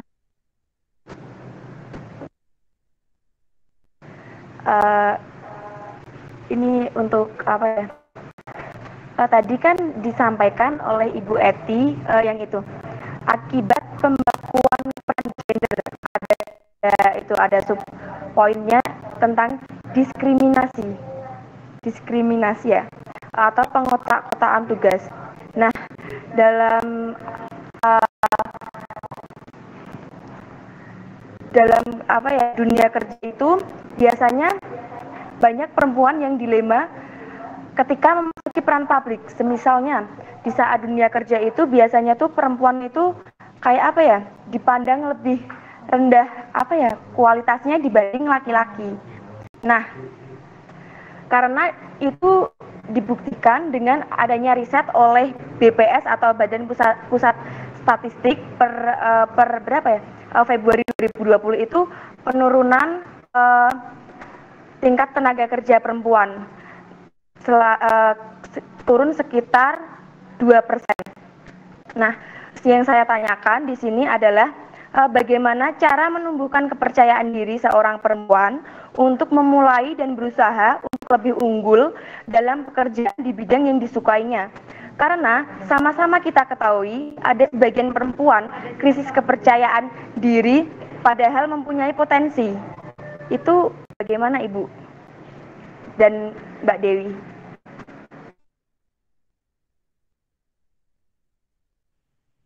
Silakan dijawab. Mungkin dari Bu Eti terlebih dahulu. Bu Eti? Oh, mohon Dewi maaf, Afifah. mohon maaf Mbak, kok putus-putus ya? Kita dengarnya kurang jelas. Mau diulangi Bu? Bisa diulangi pertanyaannya. Oh iya, silakan Kak Ana. Tadi kan adanya diskriminasi ya Bu. Oh ya, Ibu bisa dengar dengan jelas suara saya? Iya. Oh, oke. Tadi kan adanya itu dalam bidang pekerjaan ya Ibu. Kalau saya yang mau, halo? Dalam bidang pekerjaan. Nah, itu banyaknya. Iya Ibu. Halo. Ya, saya bisa mendengar suara Ibu. Apakah Ibu bisa mendengar suara saya? Ya, Langsung halo. saja ya Ibu. Ya. Nah, itu Bu yang saya tanyakan. Dalam itu konteks pekerjaan itu Masa saya biasanya jawab, perempuan saya dengar saya aja, Bu, Mbak. chat aja Ibu.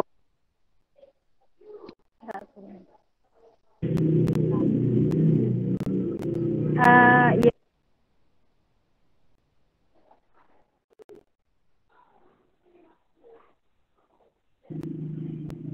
Oke. Ini sedang mau lewat Hilang. di room chat ya Bu, mau diketikkan oleh Kak Ana. Tapi mungkin dilanjut pertanyaan selanjutnya dulu ya Bu ya. Oke, Mas. Ya. Di room chat gitu. Chatin. Oke. Mana? Ya, nah. Oke. Ini ada pertanyaan dari Lena Nur Fauzia.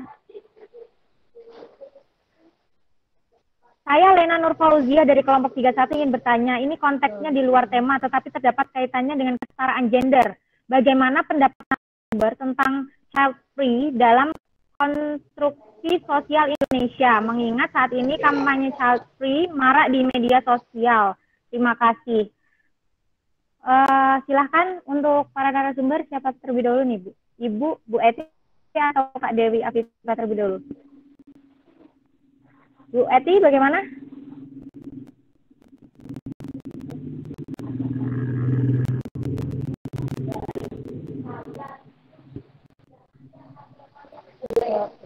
Halo? Iya.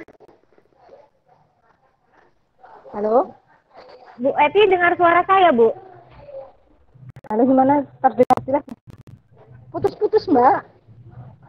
Oh, ya. Oh ya. Sudah. Halo. Oh, ya, mungkin Kak Dewi Afifah. Oke, terima kasih sambil Bu Edi sinyal ya. Mungkin dalam konteks cuti ini sebenarnya kita lihat adalah seseorang yang cuti itu artinya dia punya kuasa untuk menentukan keputusannya, yang itu sebetulnya tidak perlu dipikirkan bagaimana konstruksi orang-orang sekitarnya. Nah, misalnya kita Savitri, dia speak up bahwa dia itu karena dia melihat sudah pusing gitu ya, ditanya sudah menikah bertahun-tahun tapi kok belum punya anak gitu ya, sudah menikah bertahun-tahun tapi kok masih berdua aja nih, kapan hamil gitu. Kita Savitri dalam hal ini sudah memiliki keputusan yang itu memang sama-sama disepakati dengan suaminya juga, yang artinya dalam konteks relasi itu sudah cukup gitu ya, mau dia punya anak tuh, mau dia nggak punya anak, mau dia nanti punya anaknya 10 tahun lagi, itu adalah keputusan setiap pasangan dan itu perlu menghargai. Nah, minusnya, kekurangannya dari warga negara Indonesia itu, mohon maaf suaranya terlalu kecil, Kak. Halo? Ya. Ya. Tadi terlalu kecil berarti. Ya, sudah jelas, Kak. Ya, sudah jelas, Kak. Nah, yang perlu kita lihat adalah bagaimana child free ini menjadi sebuah keputusan gitu ya, keputusan dalam relasi suami istri yang sebetulnya itu menjadi kekurangan warga negara Indonesia, masih memiliki kekuatan untuk mengontrol atau mengomentari keputusan orang lain. Apakah ada yang dirugikan misalnya ketika kita Savitri dan suaminya itu memutuskan untuk child free? Apakah kita merasa rugi materi? Apakah kita merasa akan rugi secara fisik atau kita merugi secara psikis ketika ada keputusan untuk child free ini gitu. Sehingga ketika kita bicara bahwa apapun yang menjadi keputusan orang lain, nah penghargaan itu perlu kita miliki, menjadi orang yang menghargai. Teman-teman tahu enggak apa alasan kita Savitri itu akhirnya dia memutuskan untuk child free? Nah, kita Savitri memutuskan untuk child free itu karena khawatir ketika nanti anaknya sudah besar tumbuh menjadi orang yang dewasa, dia melihat bahwa keadaan di negaranya atau keadaan di lingkungan sekitarnya itu tidak sehat lagi, lingkungan yang di mana-mana dirusak, sehingga dia menyayangkan itu, maka lebih baik dia memiliki keputusan untuk tidak punya anak gitu. Dan keputusan itu apakah merugikan orang lain? Bagiku tidak. Tapi apa yang terlihat merugikan bahwa orang-orang yang memiliki kekuatan untuk mengontrol itu, seolah-olah ketika itu tidak kebiasaan gitu ya, kan tujuan menikah punya anak, kata siapa? Barangkali memang tujuan mereka adalah dia ingin sah secara agama dan juga secara hukum, tapi dia memang tidak memiliki anak. Bagaimana konteksnya dengan orang-orang tua yang dia ingin punya anak tapi sama Tuhan belum dikasih gitu ya. Itu kita perlu melihat itu. Jadi dalam konteks kesetaraan, kita tidak hanya untuk melihat bahwa oh orang itu harus punya anak, nanti anaknya gini, bukan. Tapi bagaimana kita juga bisa menghargai keputusan-keputusan orang lain. Selama itu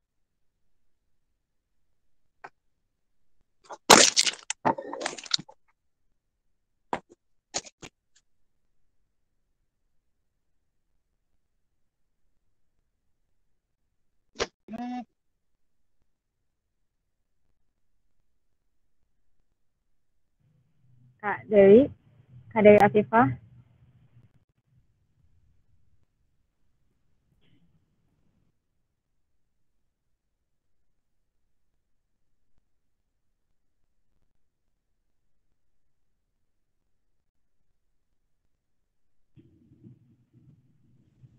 Kita lanjut ke Bu Eti Wulandari.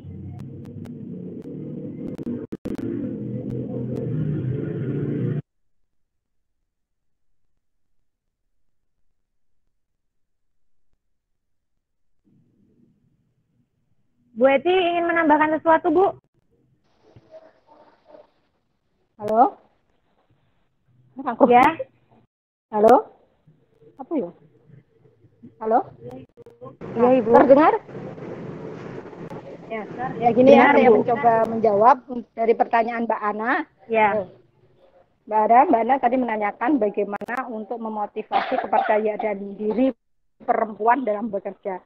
Ini ya, pada dasarnya di Indonesia itu tidak ada pemilahan jabatan, pekerjaan, ini khusus laki-laki, ini khusus perempuan, kecuali yang pertama adalah kepala KUA. Kepala KUA memang itu tidak ada kepala KUA yang perempuan terkait dengan tugas dan fungsinya. Karena kepala KUA itu mempunyai tugas yang melekat yaitu sebagai wali nikah, dalam artian ketika tidak ada wali nasabnya, maka yang berhak menjadi wali nikah adalah wali hakim. Wali hakim itu adalah kepala KUA. Dengan wali nikah itu harus laki-laki. Jadi kepala KUA merupakan salah satu jabatan yang tidak diperuntukkan oleh kepada perempuan. Ketika Mbak Ana menanyakan kenapa akhir-akhir ini perempuan angka bekerjanya menurun, itu kemungkinan karena Mbak saat ini kan banyak media sosial. Titik baik menurut saya bekerja melalui media internet digital. Karena apa? Pelaku usaha online kebanyakan ada dia bisa perempuan. Ini kemungkinan yang diambil daripada bekerja di luar keluar rumah ketika bisa menambah pendapatan melalui online, tidak banyak membutuhkan waktu yang dikeluarkan, jarak yang harus dilalui jauh, dan kemudian mengorbankan rumah tangga, artinya dalam keadaan untuk mengurus anak, mengurus rumah tangga. Ada banyak perempuan yang memilih untuk berjualan secara online, berbisnis secara online. Kemungkinan seperti itu, sehingga data statistiknya menurun. Kemungkinan itu. Kemudian untuk memberikan semangat kepada para perempuan untuk bekerja, sebenarnya di Indonesia itu tidak ada pengklasifikasian ini untuk perempuan, ini untuk laki-laki. Contoh saja Grab, Gojek, siapapun jenis kelaminnya mau mendaftar diperbolehkan, asal memenuhi syarat, mungkin kendaraannya atau dan sebagainya, gitu. Tergantung itu semua pilihan bagi perempuan. Indonesia itu menurut saya untuk dalam pekerjaan kesetaraan gender itu tidak merupakan sesuatu yang perlu dituntut lagi karena sudah memberikan kesetaraan. Jadi perempuan, laki-laki di Indonesia mempunyai kesamaan. Tinggal kita sebagai perempuan ingin mengambil itu atau tidak, itu adalah pilihan. Kemudian untuk pertanyaan siapa tadi yang Jeffrey, itu memang dalam hidup itu semua adalah pilihan. ketika memilih untuk tidak mempunyai anak itu adalah pilihan. Tapi kembali lagi kepada kalau saya selaku penyuluh agama Islam, kita tahu sendiri bahwa Nabi Muhammad menginginkan umatnya itu bertambah banyak. Artinya apa? Semakin orang-orang yang mempunyai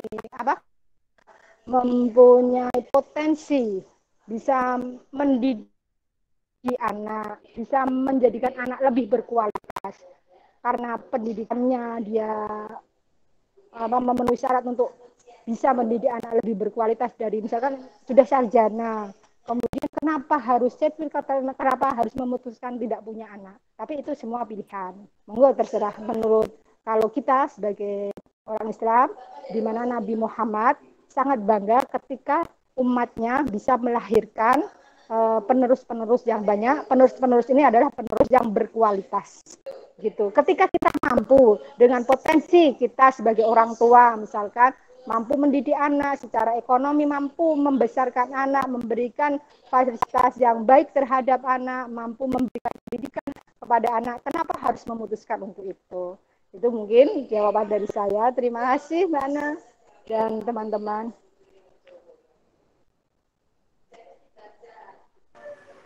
Kak Dewi tadi terputus ya? Iya, tapi untuk jawaban yang child free tadi udah cukup menjawab. Tapi pertanyaan yang satunya tadi hilang, jadi aku nggak bisa membaca. Yang Kak Ana? Iya, mungkin bisa minta tolong dibacakan pertanyaannya.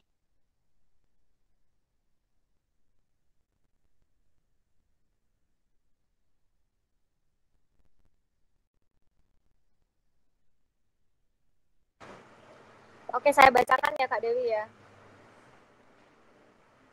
Dalam dunia kerja biasanya perempuan lebih dipandang memiliki potensi yang lebih rendah dibanding laki-laki. Nah, bagaimana cara menumbuhkan kepercayaan diri seorang perempuan untuk memulai dan berusaha untuk lebih unggul dalam pekerjaan di bidang yang disukai? Sama-sama kita ketahui ada sebagian perempuan krisis kepercayaan diri padahal mempunyai potensi.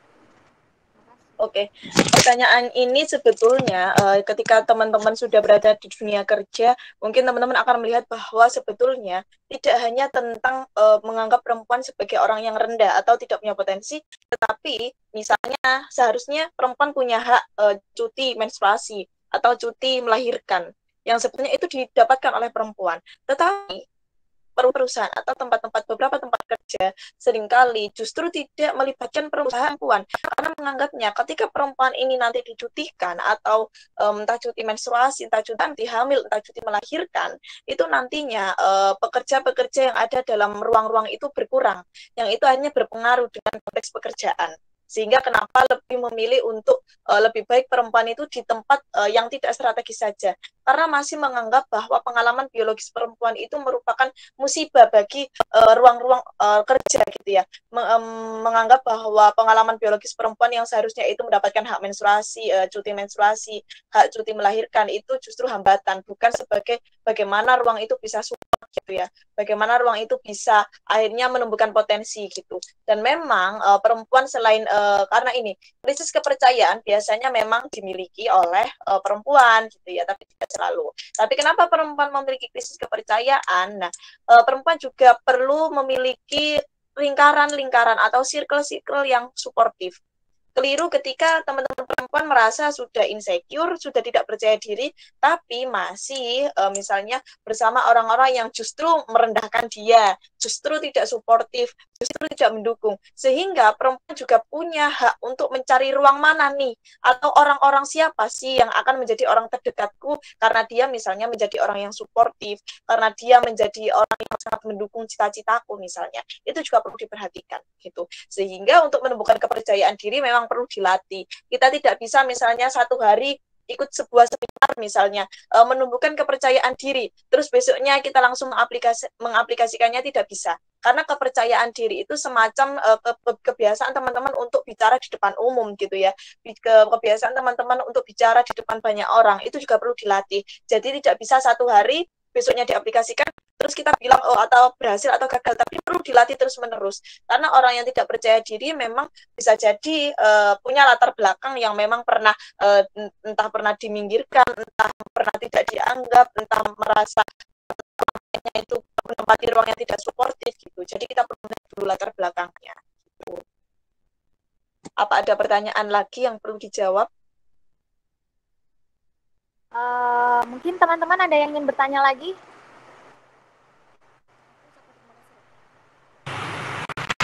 Baik, tanya. Perkenalkan, saya Tasya Syadila Putri. Saya ingin menanyakan, kan sekarang itu perempuan saya sendiri banyak orang perempuan yang ingin menjadi wanita karir. Padahal kodratnya itu kan perempuan nantinya menjadi ibu rumah tangga. Jadi yang ingin saya tanyakan, kenapa sih perempuan ingin disamakan dengan laki-laki dalam kalau misalnya cara mencari nafkah gitu? Kenapa perempuan ingin juga bekerja? Padahal kan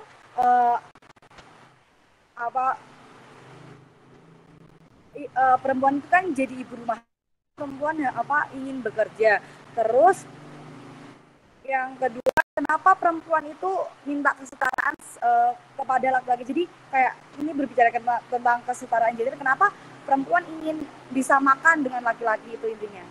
Terima kasih, sekian pertanyaan dari saya. Oke, mungkin Kak Tasya ini bertanya karena kadang itu perempuan itu cuma berkoar-koar ingin setara, tapi tidak mengerti kenapa harus setara seperti itu ya Bu Eti dan Kak Dewi Afifah. Mungkin bisa dijawab terlebih dahulu oleh Bu Eti. Bu Eti, jelas tidak tadi pertanyaannya?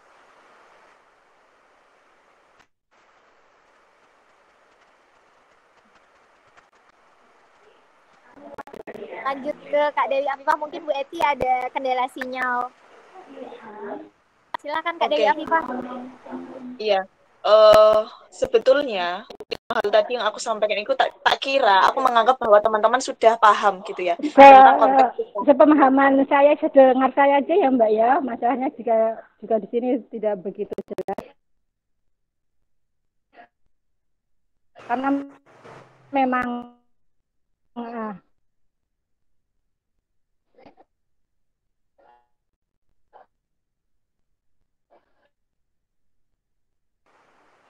Bagaimana Bu Eti?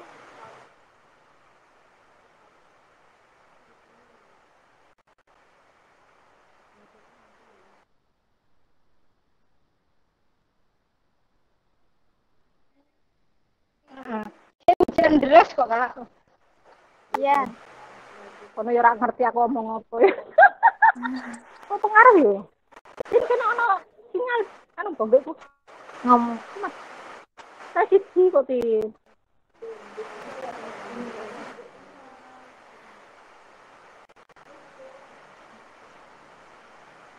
Kan apa kayak sini? Bu Eti, mungkin dijawab oleh Kak Dewi Afifah terlebih dahulu ya Bu Eti ya.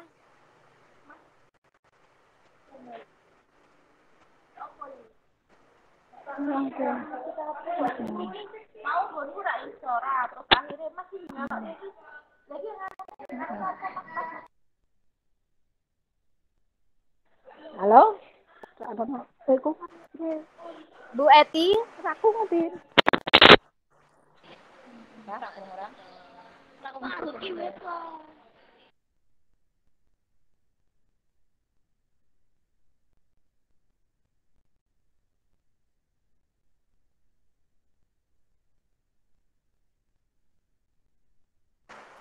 mohon maaf Kak Dewi Afifah tadi kepotong ya, soalnya Bu Eti mungkin ada kendala sinyal, jadi beliau kurang mendengarkan. Mungkin bisa dilanjut Kak Dewi Afifah tadi penjelasannya. Oke. Mengenai itu. Ya, silahkan. Oke, aku beranggapan bahwa ketika teman-teman sudah memahami tentang kesetaraan gender, artinya teman-teman sudah tahu mana yang kodrat, mana yang bukan. Itu adalah sesuatu yang memang diberikan oleh Allah kepada kita dan itu tidak bisa dirubah menjadi ibu rumah tangga itu bukan kodrat. Karena kenapa? Bisa jadi ketika misalnya keluarga tidak ada ibunya, maka siapa yang akan menjadi ibu rumah tangga? Apakah tetangganya harus perempuan misalnya? Apakah anaknya? Bisa jadi hanya bapaknya, kan seperti itu. Sehingga menjadi ibu rumah tangga itu, tak tekankan sekali lagi, itu bukan kodrat. Kenapa perempuan harus memaksa berkarir, berkeinginan untuk berkarir misalnya, perempuan ingin bekerja, padahal itu dibilang tadi kodratnya, padahal sekali lagi perempuan ibu rumah tangga itu bukan merupakan bagian dari kodrat ya. Kalau bisa perempuan memilih, dia hanya menjadi ibu rumah tangga dan uangnya banyak.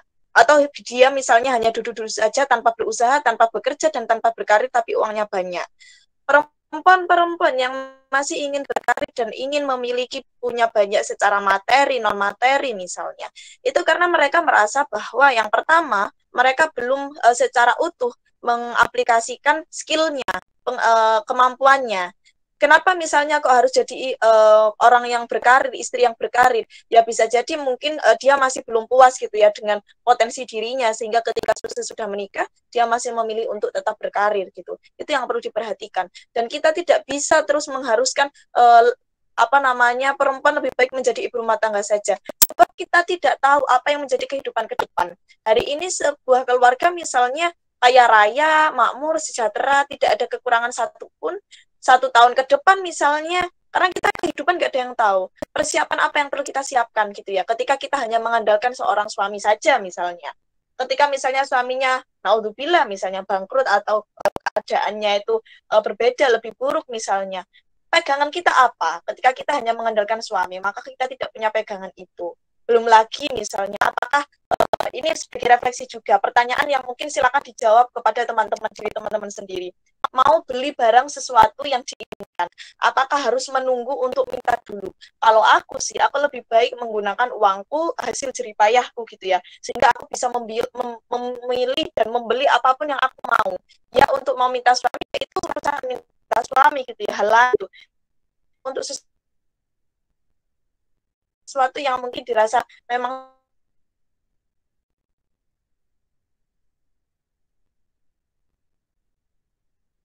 sih kalau dari jadi pilihan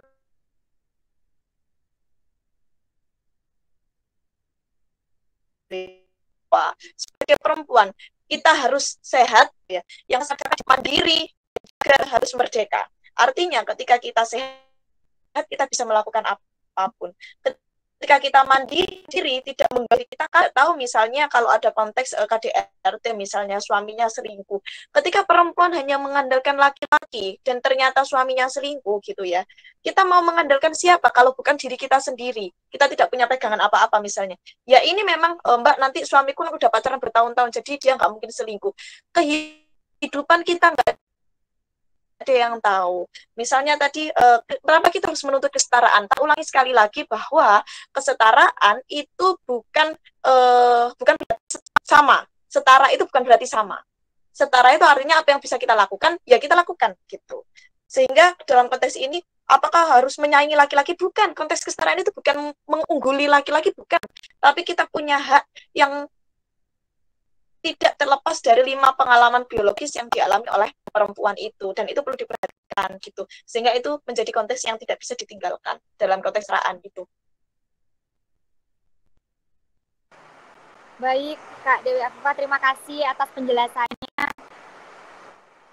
Bu Eti, bagaimana Bu Eti mau menambahkan penjelasan mengenai pertanyaan yang ketiga tadi?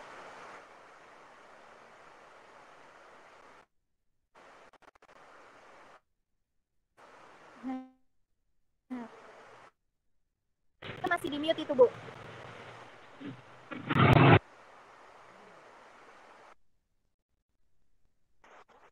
Halo? Ya. Halo, pertanyaannya gimana, Kak?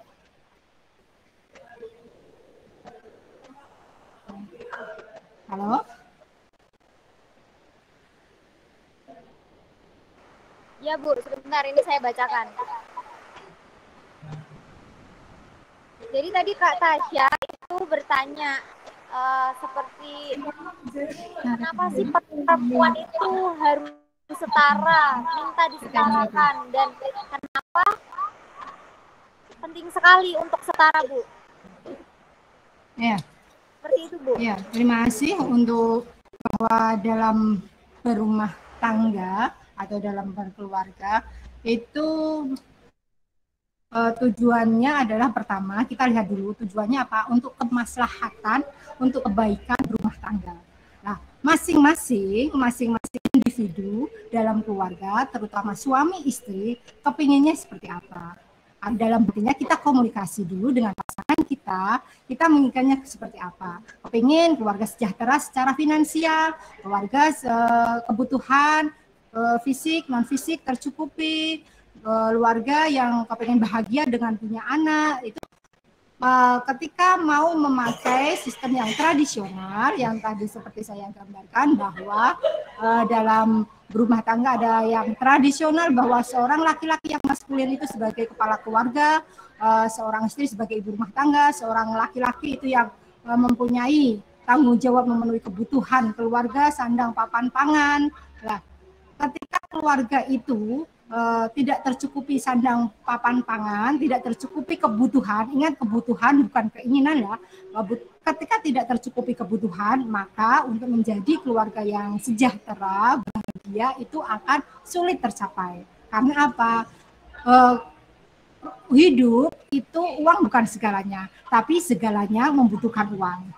Artinya ketika memutuskan untuk tidak bekerja, seorang perempuan memutuskan untuk sebagai ibu rumah tangga saja, bisa enggak apa-apa, bisa, asalkan menurut saya kemaslahatan keluarga, kebahagiaan keluarga dengan istri tidak bekerja, suami mencukupi semuanya, itu adalah pilihan, diperbolehkan atau itu hak dari masing-masing pasangan. Tapi ingat, ketika pasangan kita, suami misalkan tidak bisa mencukupi kebutuhan rumah tangga, padahal kita selaku istri mempunyai potensi untuk ikut bekerja, mencari nafkah, monggo dimusyawarahkan dengan pasangan kita, dengan suami kalian nantinya. Karena apa? Untuk saat ini mencari nafkah tidak harus keluar dari rumah. Bisa melalui rumah saja dengan berpegang pada HP, komputer, laptop, kita bisa mencari nafkah dari sana. Misalkan pandai menulis karya ilmiah, pandai menulis cerita, kita bisa menulis apapun, dikirim secara online, melalui media sosial online, membuat YouTube, cara memasak ini. Karena apa? Semua itu ada target pasarnya masing-masing. Kepengen bekerja, mencari tambahan untuk keluarga, tapi tidak mau keluar dari rumah. Karena apa? Karena suami saya sudah bekerja misalkan sebagai karyawan pabrik yang dari pagi sampai sore, ada 3 shift yang tidak memungkinkan seorang istri untuk bekerja. Bisa tidak membantu ekonomi keluarga, bisa untuk saat ini, karena saat ini sangat mudah sekali jika ada kreativitas dari kita bisa mencari uang dari rumah. Modal HP bisa, modal menyuting kehidupan sehari-hari itu pun bisa. Misalkan hobi masak, upload saja setiap masakan. Hobi nulis, ini yang dikirim di Instagram kalian. Beberapa ada follower yang memang mengikuti kalian akan bisa menambah followernya, ada pengiklan yang masuk bisa menjadi income keluarga. Gitu. Terus tadi ada juga yang bertanya ketika pembagian peran. Pembagian peran seorang istri yang itu kewajibannya dalam undang-undang perkawinan mengurus rumah tangga. Ketika dia membantu suami mencari nafkah, bagaimana bisa berperan ganda tersebut kan kasihan. Karena dengan berperan ganda itu hasil, maka dalam keluarga itu harus ada mubadalah, kesalingan. Ketika kita dibantu, maka ya membantu. Kesalingan seperti saling mengerti, saling memahami. Ketika istri saya sudah membantu mencukupi kebutuhan rumah tangga dengan saya bekerja, maka tidak ada salahnya seorang laki-laki membantu menyelesaikan pekerjaan istri. Kemudian karena saling membantu, maka harus ada saling berterima kasih, tidak malah mencela. Kemudian ada pertanyaan, Bu, ketika seorang laki-laki melakukan pekerjaan perempuan, mengurus anak, memasak, apakah itu mampu? Nah, masing-masing pribadi seseorang itu laki-laki dan perempuan mempunyai kepribadian yang berbeda-beda. Saya perempuan, adik saya perempuan, mempunyai kecenderungan, mempunyai sifat-sifat yang berbeda. Karena apa? Di dalam diri kita selaku manusia, ketika itu perempuan ada hormon yang mendominasi, yaitu hormon testosteron dan progesteron. Itu nanti akan mengakibatkan karakter yang hormon progesteron dan testosteronnya itu banyak bisa menjadi lebih penyayang, lebih melo, itu feminisme. Nah, kemudian untuk laki-laki, hormon yang banyak dalam tubuhnya adalah hormon testosteron, mengakibatkan fisiknya kuat, mengakibatkan pemberaninya lebih gitu. Ketika seorang perempuan A dengan perempuan B, hormon testosteron dan progesteronnya itu kadarnya berbeda, nanti juga menimbulkan karakter yang berbeda. Contohnya seperti ini. Ketika ada seorang perempuan yang di dalam tubuhnya misalkan itu hormon progesteron itu 90%, testosteron itu yang cenderung ke maskulin itu 10%, maka dia menjadi perempuan yang penyayang, yang sedikit introvert. Tapi ketika hormon testosteronnya itu 20%, maka perempuan yang hormon testosteron 20% dengan 10% akan mempunyai karakter yang berbeda. Yang 20% mungkin lebih cenderung ke maskulin, lebih pemberani, lebih bisa menghadapi temannya. Ketika dibully dia bisa membela diri gitu. Karena apa? Hormon testosteron, hormon maskulinnya lebih banyak, yaitu tadi 10% yang dia 20%. Demikian juga laki-laki. Ada laki-laki yang mempunyai hormon testosteron progesteronnya 10%, ada yang 20% misalkan. Mempunyai hormon progesteronnya itu kefeminimannya itu lebih banyak, artinya testosteron 80, progesteronnya 20, dengan yang testosteronnya 90, progesteronnya 10, maka kesabaran dari laki-laki itu pun berbeda. Artinya ketika kita mendapatkan pasangan kita yang cenderung cenderung senang berpetualangan, ketika mengurus anak itu akan kesulitan. Nah, itu oleh karena itu masing-masing kita harus paham dulu pasangan kita tipenya seperti apa. Nah, kalau kalian ini semuanya masih tahapan mencari jodoh, maka lihat dulu kitanya seperti apa. Maka mencari jodoh yang diinginkannya seperti apa. Artinya laki-laki itu calon pasangan kita bisa enggak dengan apa yang kita inginkan gitu. Mungkin itu teman-teman bahwa ketika ada pembagian kerja itu kita bisa saling membantu sebagai partner, tidak harus mengurus rumah tangga adalah pekerjaan perempuan, kemudian mencari nafkah adalah laki-laki. Maka ketika itu digariskan secara tegas, maka kasihan ketika salah satu pihak tidak bisa memenuhi kewajiban tersebut. Misalkan laki-laki harus mencukupi kebutuhan sandang, papan, pangan, sedangkan dia mempunyai keterbatasan secara waktu, secara tenaga, secara fisik untuk memenuhi kebutuhan rumah tangga yang seabrek itu. Demikian juga perempuan mempunyai keterbatasan fisik. Anak itu membutuhkan ngurus anak, masak dan sebagainya itu juga lelah sekali. Dan kadang oleh pasangan kita itu dianggap tidak bekerja. Oleh karena itu kepada teman-teman ketika nanti berumah tangga, anggap pasangan kita adalah sebagai partner. Sebagai partner dalam konteks membentuk rumah tangga, dibentuk ada keluarga yang bahagia. Bagaimana menciptakan kebahagiaan? Maka yang kebutuhan memenuhi kebutuhan pihak dalam keluarga itu tanggung jawab memenuhi kebutuhan dicintai, harus dihormati, disayangi, itu adalah kebutuhan suami istri juga. Siapa yang memenuhi? Ya suami istri juga. Kebutuhan sandang, papan, pangan itu juga kebutuhan yang harus dipenuhi oleh suami dan istri juga. Dan itu pun diinginkan terpenuhnya kebutuhan sandang papan pangan oleh dua belah pihak itu. Agar penuhnya kebutuhan, maka hemat saya bukan hanya tanggung jawab suami, tetapi tanggung jawab bersama bagaimana menciptakan terpenuhnya kebutuhan dalam rumah tangga. Begitu. Semuanya kembalikan kepada potensi dari suami dan istri. Jika memang suami itu gelagatnya ya termasuk orang yang tidak sabaran, maka ketika diberi tugas membantu mengurus anak, mesti anaknya tidak bisa terurus dengan baik. Itu lihat potensi masing-masing dari pasangan kita. Terima kasih Kak, mungkin itu. Ini kurung sebenarnya.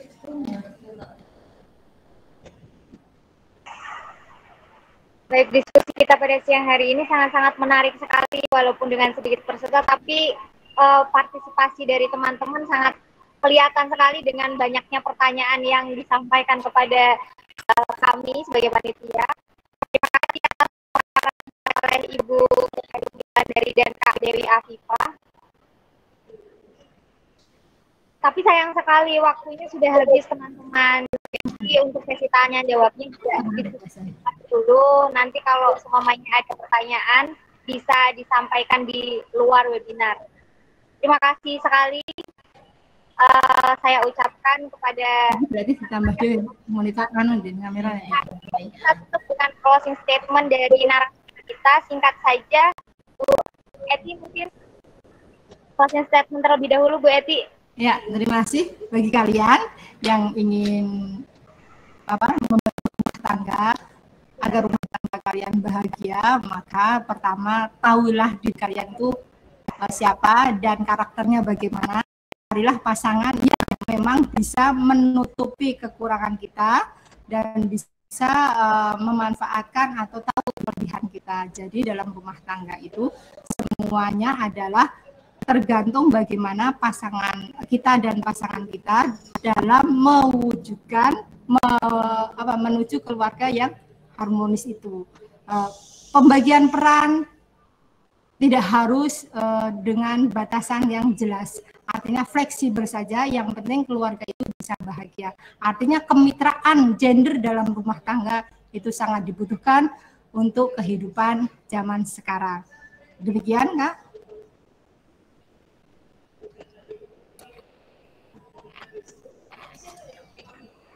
Selanjutnya, closing statement dari Kak Dewi Afifah. Silakan, Kak. Oke, tentang kesetaraan gender itu bukan perjuangan yang instan dan progresnya itu tidak bisa dinilai ataupun disimpulkan hanya dari satu kacamata saja dan dari satu sudut pandang saja. Selain itu, memang kesetaraan gender sangat melekat dan dekat dengan diri kita sehingga permasalahannya itu sangat kompleks dan itu beragam. Cara menanggapinya untuk memperjuangkan kesetaraan gender itu juga beragam, sehingga dalam perjuangannya memang perlu hal sistematis yang itu diperlukan adalah step-by-stepnya gitu, bukan perjuangan instan yang harus dilakukan sesuatu yang instan juga. Dan laki-laki dan perempuan perlu menjadi seseorang yang sama-sama sepakat untuk berjuang satu sama lain, karena perjuangan kesetaraan gender bukan hanya perjuangan yang perlu diperjuangkan oleh perempuan, tetapi laki-laki dan juga perempuan. Mungkin cukup itu dari aku, kurang lebihnya mohon maaf. Allahumma fiqh ila qawmin thoriq. Wassalamualaikum warahmatullahi wabarakatuh. Waalaikumsalam warahmatullahi wabarakatuh.